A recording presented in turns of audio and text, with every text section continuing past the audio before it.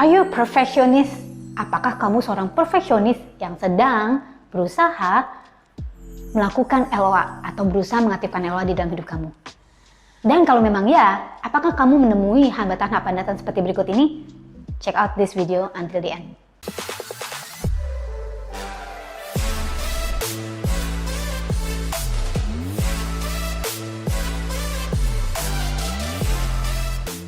What's up everyone, welcome back to Teta Omega TV channel. Dan stay tune di channel kita untuk topik-topik dan konten-konten yang keren lainnya. Oke, hari ini saya lagi kepikiran untuk ngebahas tentang perfeksionis. Saya sendiri adalah seorang tipe yang aslinya sih perfeksionis, tapi sekarang udah berkurang banyak. Nah, apa hubungannya perfeksionisme dengan LOA atau Law of Attractions? Nah, di sini loh. Biasanya kita sebagai seorang perfeksionis itu kita suka nih, pertama kali kita dapat tentang konsep ini, kita mengerti tentang konsep ini, wah kita happy banget. Dan biasanya kita itu kepingin tahu gimana ya caranya untuk ngelakuin ini secara benar dan tepat. Nah ini kuncinya, secara benar dan tepat. Karena seorang perfeksionis tidak ingin melakukan kesalahan. Sebisa mungkin perfeksionis itu kepengennya semuanya dilakukan dengan cara yang terstruktur dan benar, gitu ya. Benar nggak? Nggak tahu. But anyway, ini pengalaman saya ya. Ketika saya pertama kali mengenal konsep ini. Apa sih dan bagaimana sih?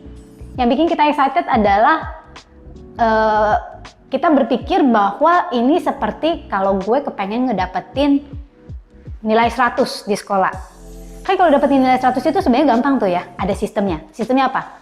Kalau lu melakukan ini, dan ini, udah pasti lu bakal dapat nilai segini. Kurang lebih lah ya, maksudnya ya bukan 100 tapi misalnya 100, pokoknya kurang lebih lu bakalan dapat nilai bagus kalau lu beneran belajar, memperhatikan di kelas ya kan. Jadi ada sistematisnya tuh.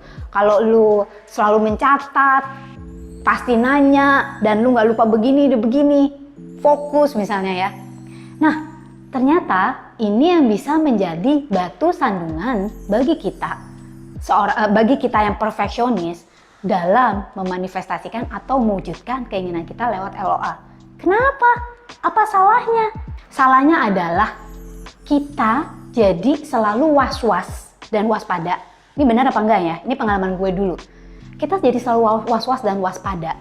Ketika keinginan kita itu belum datang, ya, maksudnya belum nyampe nih, kita jadi was-was dan waspada. Gue udah melakukan stepnya dengan benar apa enggak?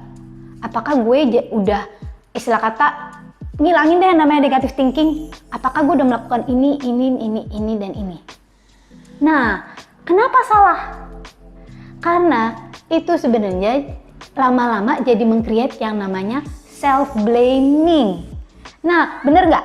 Coba ya, bagi kaum perfeksionis mungkin yang tipe-tipe mirip-mirip gue dulu ya, sekarang mah enggak. Bener nggak? Kalau kalian tidak mendapatkan hasil yang diinginkan, kayak gue dulu ya misalnya, kita jadi bertanya-tanya, apa yang salah dari diri gue? Apa yang kurang gue lakukan? Apa yang gue belum tahu? Sesuatu yang istilah kata nih, kayaknya ada yang nggak pas. Yang ada, kita jadi menyalahkan diri, wah ini karena gue begini, karena gue begini. Bukannya mengintrospeksi dan melakukan yang terbaik ya. Yang salah adalah karena ini jadi lowering down atau menurunkan energi kita. Dan kamu tahu, di dalam Law of Attraction itu dia nggak kerja sendirian, kita ada energi yang bekerja di baliknya. Dan ketika energi itu ada di level yang bawah, maka ini akan menyebabkan kita malah bukannya menarik apa yang kita inginkan, tetapi mendorong dan menjauhkan apa yang kita inginkan itu dari hidup kita. Ngomong soal energy level, buat kamu yang belum tahu, bisa cek video ini ya, karena saya ngebahas banyak banget soal apa sih hubungannya energi dan kemampuan kita dalam mewujudkan keinginan kita ya. Maksudnya apa hubungan energi dengan LOA ya kan. So cek video ini dulu ya kalau lu nggak nyambung dengan apa yang gua ngomong barusan. So intinya self blaming ini salah banget kalau ya.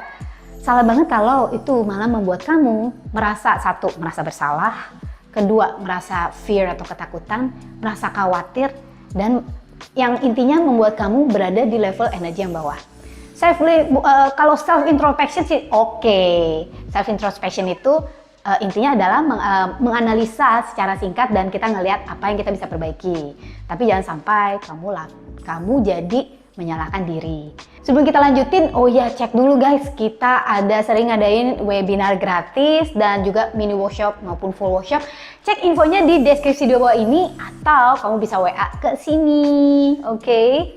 Intinya guys, let go aja, jadi lebih relax. Biasanya tuh kalau keinginan-keinginan kita itu yang cetek-cetek itu lebih mudah ditarik. Tetapi ketika keinginan kita itu besar, sama deh. Lu kalau mau bikin kue wedding gitu ya, perlu waktunya lebih lama atau lebih cepat daripada lu cuma masak toge.